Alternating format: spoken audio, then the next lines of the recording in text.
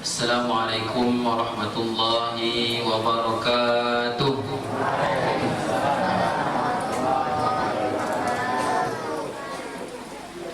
Macam tak semangat ibu-ibu ini. Dah makan belum? Belum. Assalamualaikum warahmatullahi wabarakatuh.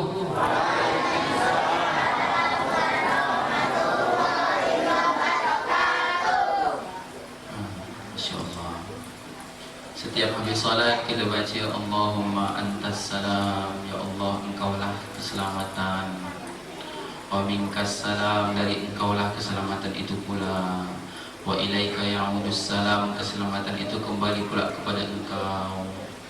Fahayyina rabbana bis salam wa adkhilnal jannata darus salam, masukkanlah kami semua ke jannah darus salam. Semoga kita semua selamat ya. Alhamdulillah, wassalatu wassalamu ala rasulillah Sayyidina Muhammad ibni Abdillah wa ala alihi wa sahbihi wa mawalah. Yang dihormati Bapak Haji, Ibu Hajah, tokoh alim ulama cerdik pandai, kemudian Bapak Camat Midai beserta staf.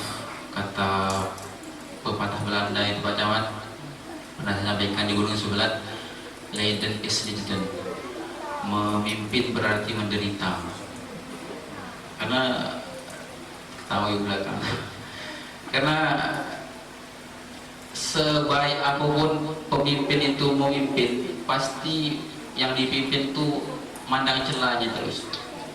Kata orang Melayu, kemarau setahun hilang oleh hujan sehari.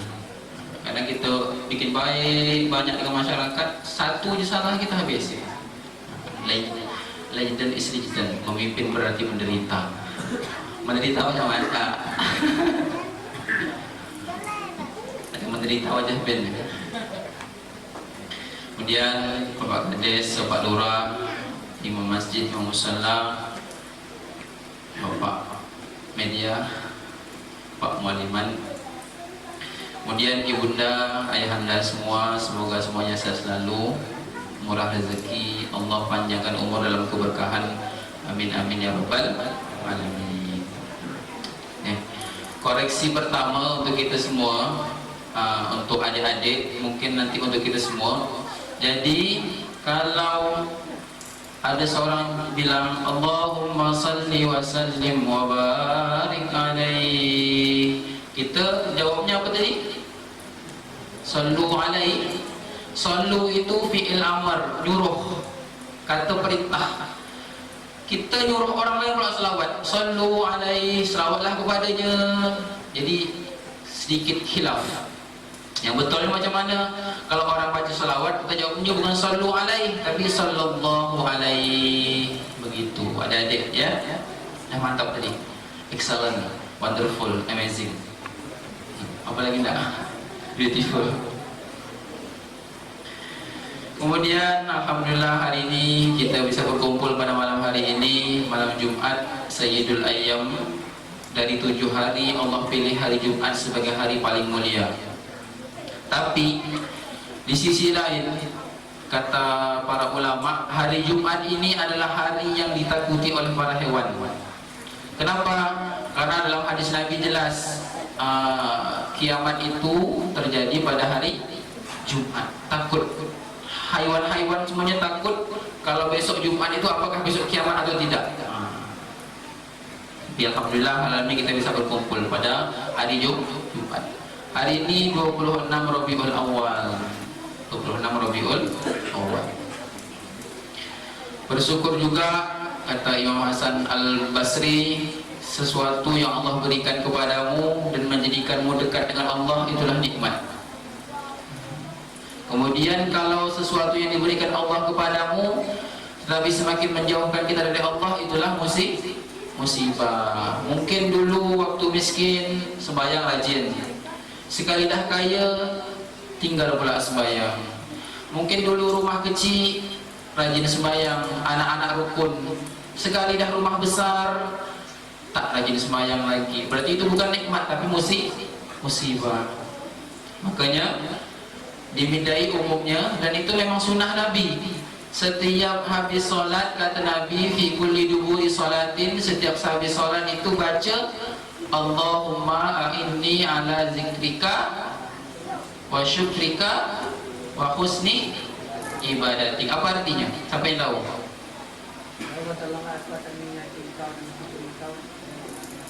Masya Allah.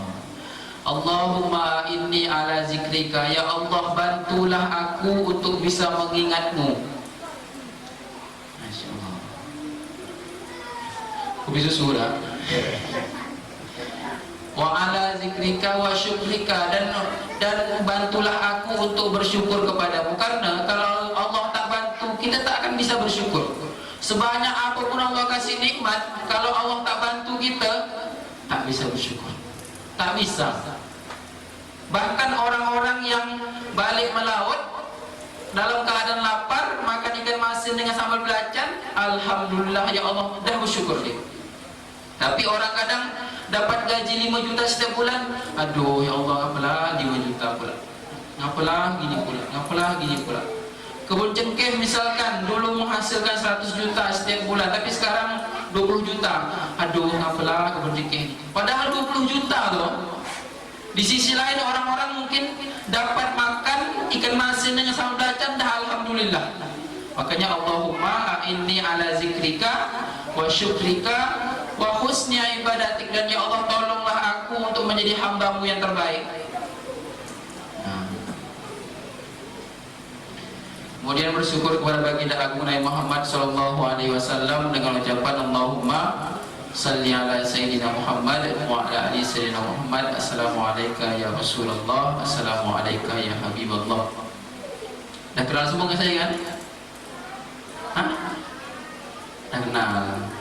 Nenek kenal nek? Ingat masih kan saya kan? Bu bunga mana? Mana? Itu Bu taman ada, alhamdulillah, masya Allah.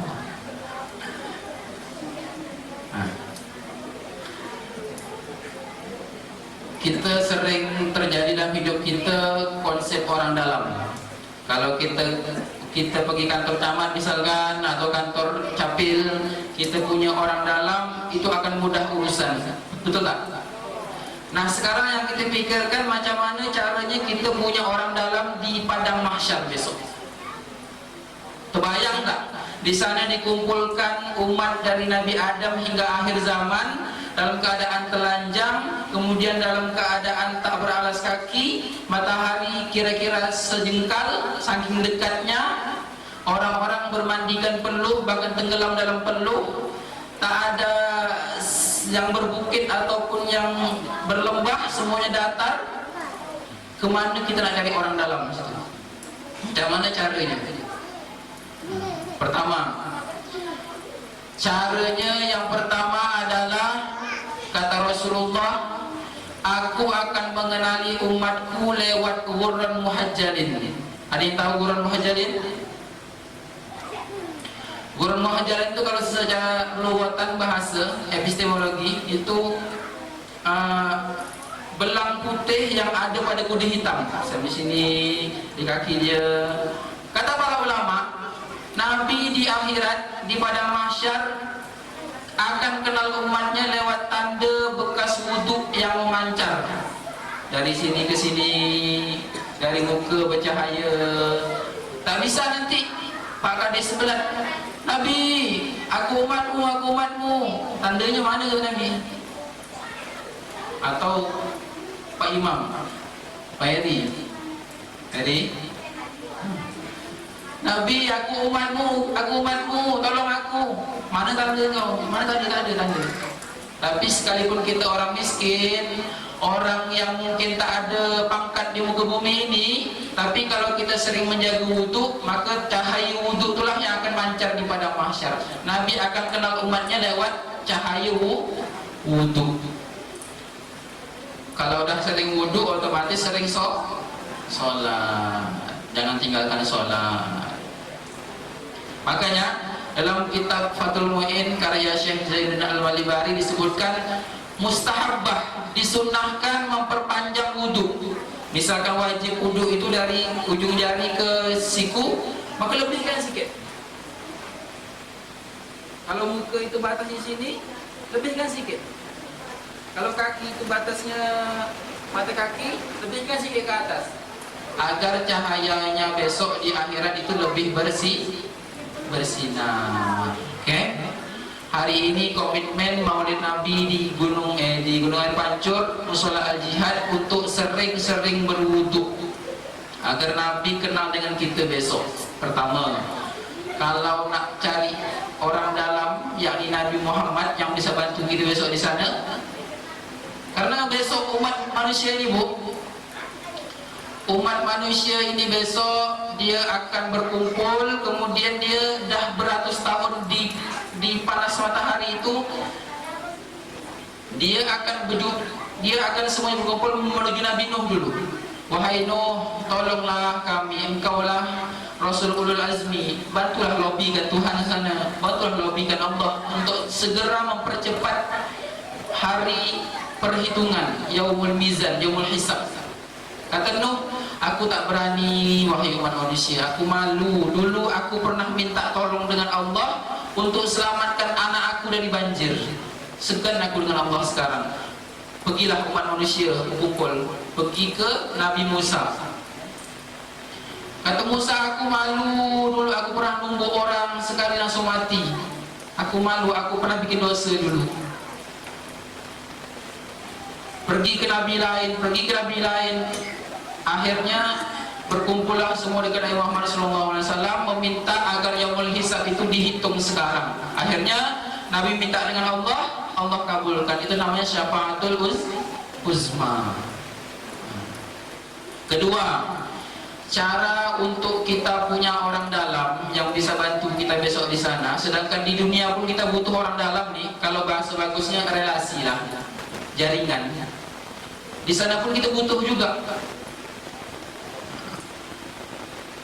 Inna ahabbakum ilayya, sesungguhnya orang yang paling aku cintai di antara kalian, wa aqrabakum minni, dan yang paling dekat denganku majlisan, bermajlis besok di hari kiamat, ahasunukum akhlaqan, orang yang paling baik akhlaknya. Nak dekat dengan Nabi besok hari kiamat, perbaiki akhlak kita sesama. Contoh dari Nabi, Nabi itu kalau dia makan di rumah orang, kalau dia sebagai tuan rumah, dia tak mau berhenti makan dulu sebelum tamu dia berhenti makan. Itu adab, itu akhlak Nabi. Kenapa? Biar tak fokus nih. Ini berapa nih?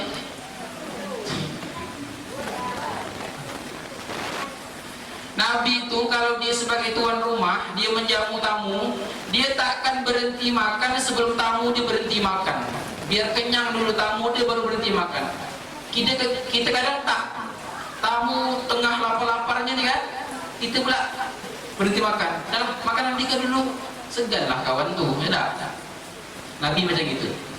Walaupun Nabi agak-agak kenyang sedikit, dia tetap makan juga. Mengiringi kawannya makan tadinya. Tapi Nabi kalau sebagai tamu, dia akan siap makan dulu dibanding tuan rumah. Itu adabnya pula. Jadi mulai sekarang di rumah kita, kalau ada tamu datang, tolong jangan berhenti sebelum tamu itu berhenti makan.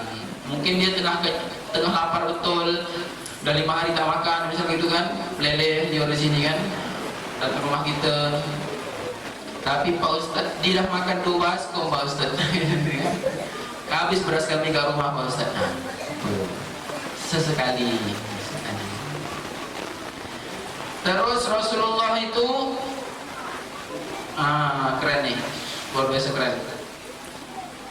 Rasulullah itu ma'aba Rasulullah SAW. Rasulullah itu tak pernah mencela makanan.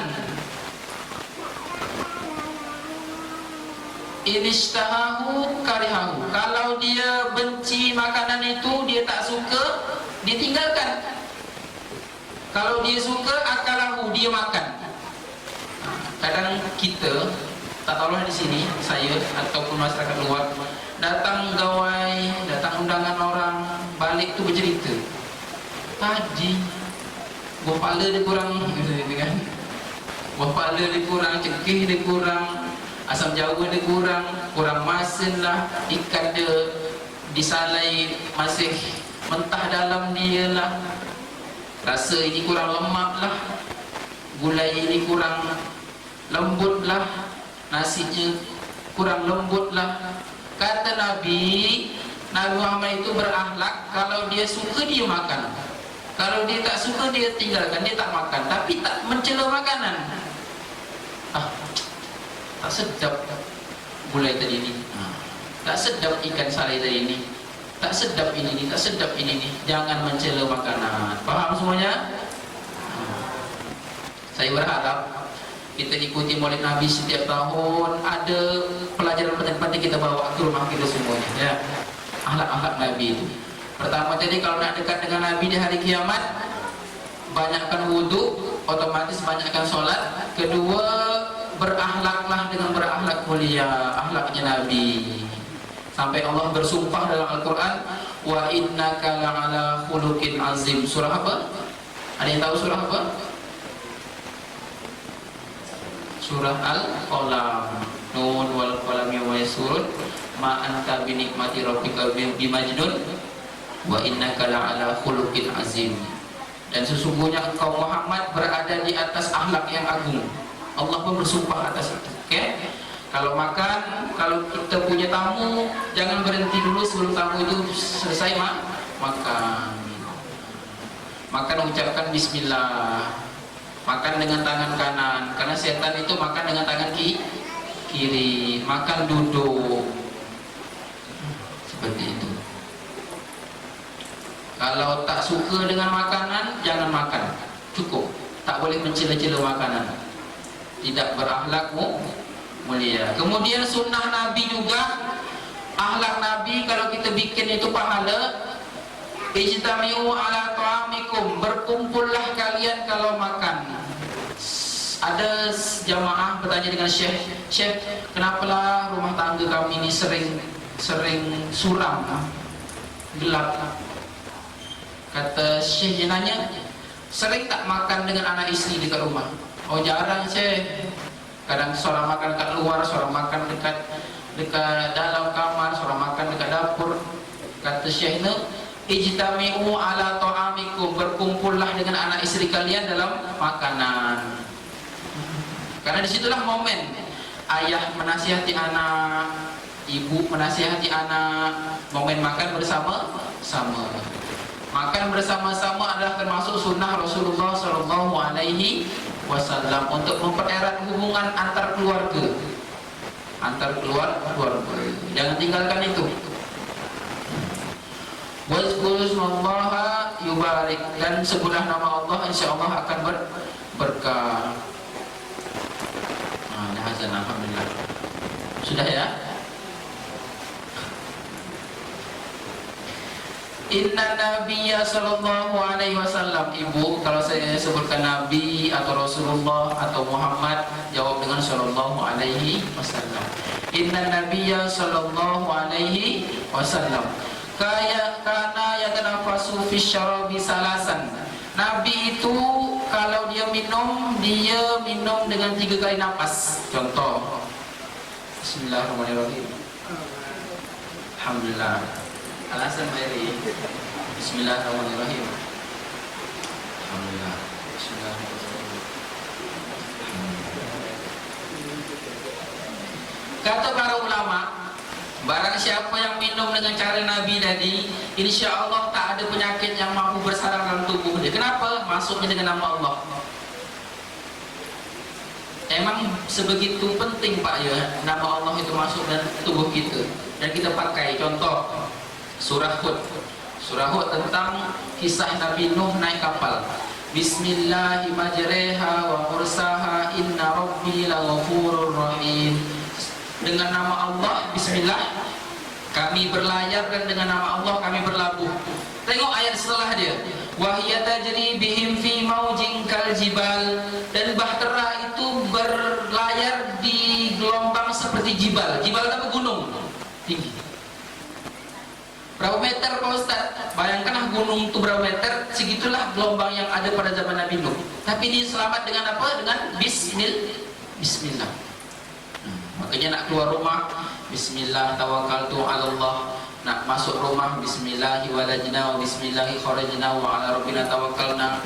Nak tidur, bismillah Allahumma ahya bismika Allahumma ahya wa bismika amut. Nak masuk hutan, bismillahirrahmanirrahim, la yadurru ma'asmi syai'un fil ardi wala fis sama'i wa huwas samiul alim. Dengan nama Allah yang ketika nama itu disebut, la yadurru, tidak ada yang bisa mencelakakan, ma'asmihi fis sama'i wa fil ardi, di langit maupun di bumi. Bismillah itu kalau kita sebut, tak akan ada yang bisa mencelakakan kita di langit maupun di bumi. Seperti itu. Nabi minum 3 kali. Tapi Pak Ustaz, kami haus, habis olahraga langsung satu teko kayak minum Pak Ustaz. Kalau menurut kesehatan medis tak bagus, karena kita akan merusak organ pencernaan kita. Sesuatu yang dibikin Nabi itu berlandaskan wahyu. Wa ma yantiqu 'anil hawa in huwa illa wahyu yuha. Nabi itu tak bercakap sembarang-sembarang aja, tapi wahyu yang turun dengan dia. Seperti itu. Pak Ustaz, kami ada jumpa hadis Nabi dalam Sahih Bukhari, Nabi makan dengan 3 jari Pak Ustaz. Betul tak? Betul. Sunnah Nabi makan dengan 3 jari.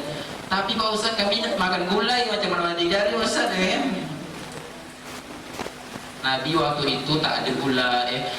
Gulai itu ada, cuman dia makan roti gandum, tapi dicocol dekat. Kalau sini awas ada di cecah. Colek lah, boleh lah. Kami nak makan nasi Pak Ustaz dengan gulai kambing ni, gitu kan. Tapi tak bisa pakai 3 jari Pak Ustaz. Itu hanya sunnah Nabi. Tapi kalau kita bikin, misal kita makan kurma, makan durian misalkan, makan gini. Makan durian, makan kurma, makan jambu, makan pelam, silahkan gunakan sunnah Nabi tadi. Kenapa? Selain barang tu bagus, barang tu sunnah. Sunnah tu berpahala kalau kita bikin. Kata Allah surah Ali Imran, "Qul in kuntum tuhibbunallaha fattabi'uni yuhibbukumullah wa yaghfir lakum dzunubakum." Wahai Muhammad, katakan kepada umat manusia, kalau mereka itu ikut sunnah engkau, 2 dapat dia. Allah cinta dan Allah ampunkan dosa. Bayangkan, makan cuma, tapi Allah ampunkan dosa. Minum cuma, bismillahirrahmanirrahim. Hari itu, dapat pahala. Apalagi teh ni kan? Bismillahirrahmanirrahim.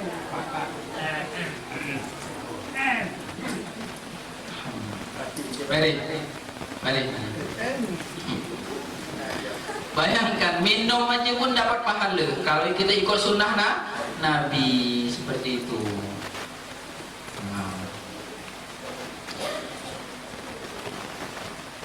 Kemudian Rasulullah SAW dikenal sangat dipercaya oleh orang. Saat seluruh suku nak bantai Nabi, karena orang dah benci betul nih.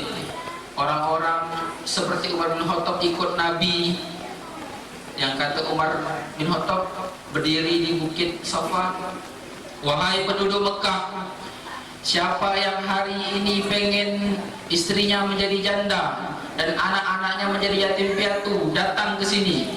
Itu ketika Umar bin Khattab masuk Islam.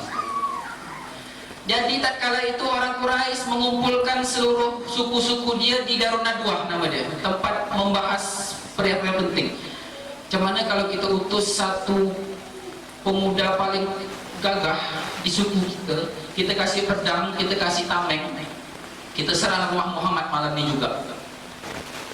Nabi Muhammad dapat wahyu dari Allah lewat Jibril, "Muhammad, nanti malam orang ini nak nyerang." Lantas Nabi Muhammad bilang dengan Ali bin Abi Thalib, "Ali, engkau berani tak untuk tidur di tempat tidur aku?" biar orang-orang tuh menyangka bahwa Nabi masih ada di tempat tidur.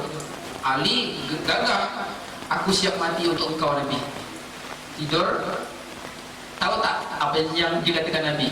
Wahai Ali, di satu ruangan itu ada harta-harta yang dititipkan orang-orang Quraisy tadi. Nanti kalau engkau selamat, tolong balikkannya. Jadi saking dipercayainya Nabi itu, orang-orang Quraisy yang benci dengan dia pun nitipkan harta dengan Nabi. Jadi banknya orang Mekah, karena percaya dengan Nabi. Al-Amin. Sekarang banyak janji orang, apalagi kalau nak naik jadi anggota. Saya tak cakap gue cakap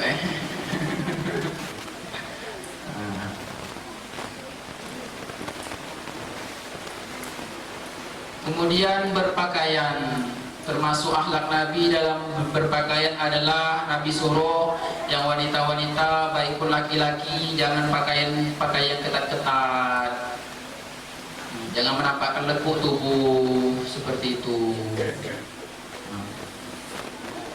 Ditambah lagi sekarang medsos, TikTok, Instagram, Meta, Facebook. Assalamualaikum Mbak Meta, gitu kan. Salam Bunsai, gitu kan. Gitu kan. Jangan sampai Islam datang telah meninggikan martabat wanita, kita rendahkan pula lagi. Islam dulu, kenapa Islam itu mensyariatkan poligami, nikah 4? Itu sebenarnya untuk memartabatkan wanita. Karena zaman dulu orang nikah sampai 100, 200, 1000, 50. Islam datang untuk memartabatkan wanita. Kalau adil silahkan 4, kalau tak adil 1 aja. Wa izal mau'udatu su'ilat bi ayyi zambin qutilat, juz 30 surah At-Takwir. Ketika anak-anak yang dibunuh tanpa berdosa itu ditanya, mereka nanya, bi ayyi zambin qutilat, kenapa mereka dibunuh ketika waktu kecil? Anak-anak cewek, wanita dulu waktu zaman jahiliyah dibunuh hidup-hidup, dikubur hidup karena malu. Punya anak cewek itu malu, Pak. Tak bisa perang, tak bisa kelahi, malu. Islam datang, taatilah ibumu, ibumu, ibumu, baru ayahmu. Ibu 3, ayah 1. Ayah 1, ibu 3. Bahkan surga tahta qadaimai ummahat, surga di bawah telapak kaki ibu. Saya sampaikan kemarin di Gunung Jambat terkait mungkin kisah saya jumpa dengan orang tua, dia bilang, nak, dulu dan sampai sekarang saya setiap malam ketika istri saya dah tidur, saya sering pegang tangan dia. Pegang tangan dia, saya bilang macam ni, nak, ya Allah, tolong engkau jauhkan dari api neraka tangan yang telah masak setiap hari untuk aku dan anak-anakku. Islam datang untuk memartabatkan manusia. Berpakaian yang sopan-sopan aja. Hidup ini tak lama. Paling-paling lama pun 63 tahun. Setelah itu bonus. Tak lama. 1 sampai 15 tahun masa kanak-kanak. Balik umurnya 15 tahun. Setelah itu main sampai 63 meninggal dunia. Habis. Hidup ini tak lama. Momen Maulid Nabi ini yuklah kita sama-sama berubah. Musola ini akan bersaksi di hadapan Allah besok. Wahai Allah, aku berdiri di gunung air pancur, tapi jamaahnya segini, ya Allah yang datang. Jangan kira musola ini tak bisa bersaksi. Makanya saya suka di Mida ini dah ngamalkan sunnah. Kalau dia solat sunnah, sehabis solat tu dia berpindah tempat. Kenapa? Karena ada hadis Nabi bilang, solatlah berpindah-pindah gitu, karena masjid atau tempat sholat itu akan bersaksi di hadapan Allah besok di hari kiamat. Makanya sering saya tengok di media, alhamdulillah, kalau nak sholat sunnah pindah tempat, karena tempat itu bersaksi. Bayangkan musola ini besok akan bersaksi di hadapan Allah SWT. Ya Allah, alhamdulillah ya Allah, kami dulu setiap maulid kami bikin acara di sini ya Allah. Ibu-ibunya juga dan jemaah sekalian, man salaka tariqan yaltamisu fihi ilman sahalallahu lahu bihi tariqan ilal jannah. Barang siapa yang bergerak dari rumahnya menuju ke mushola, ke masjid, ke majlis taklim untuk nuntut ilmu, maka Allah akan mudahkan jalannya menuju surga. Karena Allah itu tak bisa disembah dengan kebodohan. Saya nak coba satu poin. Adik, maju sini deh.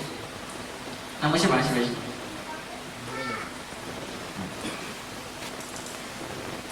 Hangat tapi ini. Coba rukuk. Nah,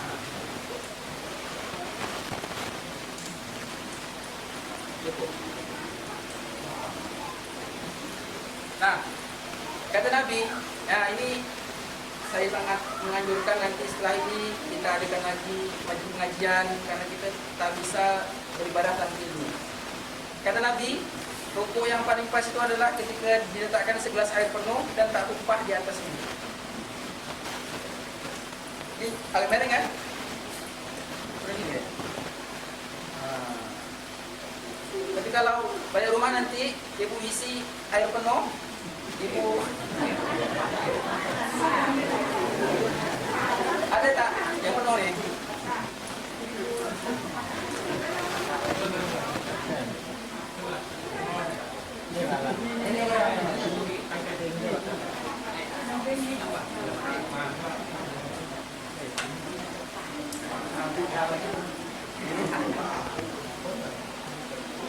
Nah, basah udah nih.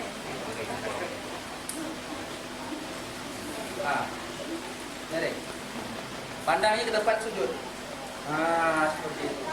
Balik nanti coba dengan anak, dengan istri, dengan suami. Dan ketahui lah. Serius nih, ilmu nih. Rukuk yang paling pas adalah ketika diletakkan segelas air penuh di punggung dan dia tak tumpah sama sekali. Oke, kasih.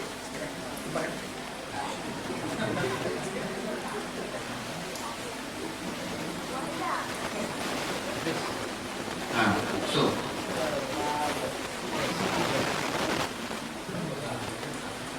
Okay.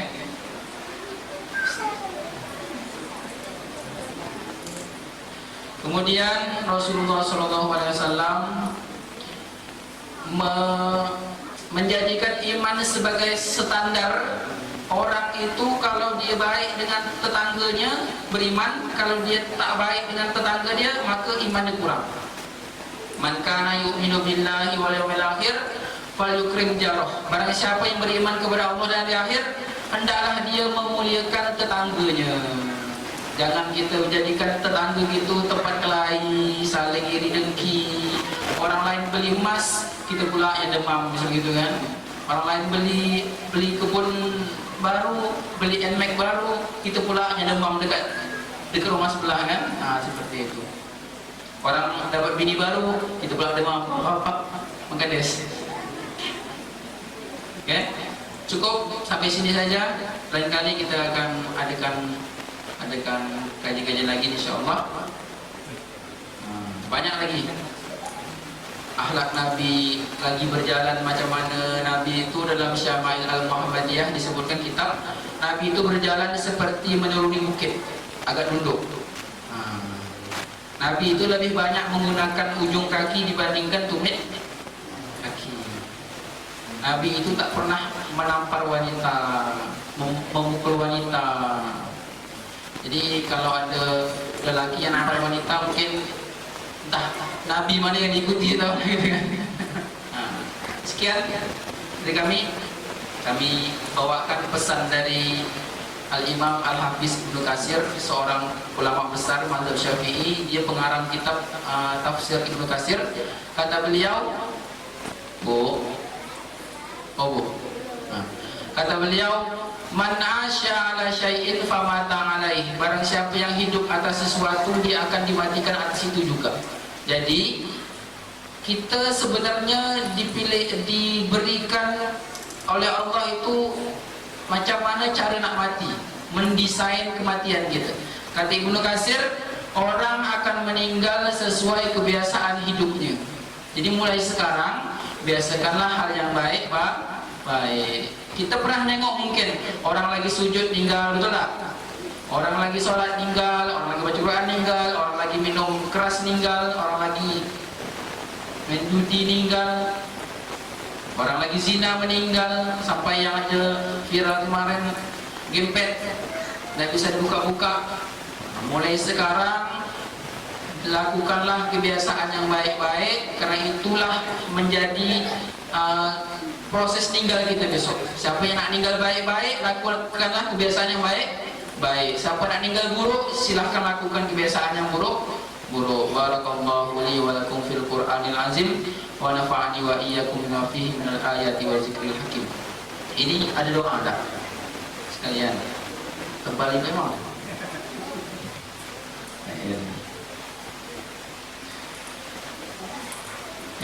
Kita doa kepada Allah SWT. Terakhir, saya nak mengoreksi diri saya sendiri dan jemaah sekalian. Nabi itu berdoa, dia pernah mencontohkan dengan dua cara. Pertama, setinggi pundak. Kedua, kalau dia lagi butuh betul dan seperti solat istisqa, minta hujan, dia mengangkat tangan tinggi-tinggi. Sehingga dalam hadis Bukhari itu disebutkan ketiak putihnya Nabi nampak. Kalau ketiak itu hitam lah. Dua, setinggi pundak dan mengangkat. Tapi kadang masyarakat kita minta dengan Allah gini, dekat atas apa? Atas lutut, Pak. Ibaratnya gini, Pak Imam. Nah, kasih-kasihlah ya Allah. Apa? Nabi ke? Nah, kasih-kasihlah ya Allah. Nah, taklah ya Allah. Doa gini, doa macam gini, minta dengan Allah macam gini. Rajanya segala raja, Maliki Yaumiddin, rajanya hari kiamat besok. Rabbana atina, kata Imam kan? Tangan gini aja. Ya Allah, nak kasih-kasihlah. Nak tak-taklah. Yuk kita doa, betul-betul kita berharap Allah SWT. Semoga Allah berkahi keluarga kita dan orang-orang di bidai ini. A'udzubillahi minasyaitonirrajim. Bismillahirrahmanirrahim. Alhamdulillah Rabbil Alamin. Wassalatu wassalamu ala ashrafil anbiya wal mursalin wa ala alihi wa sahbihi ajma'in.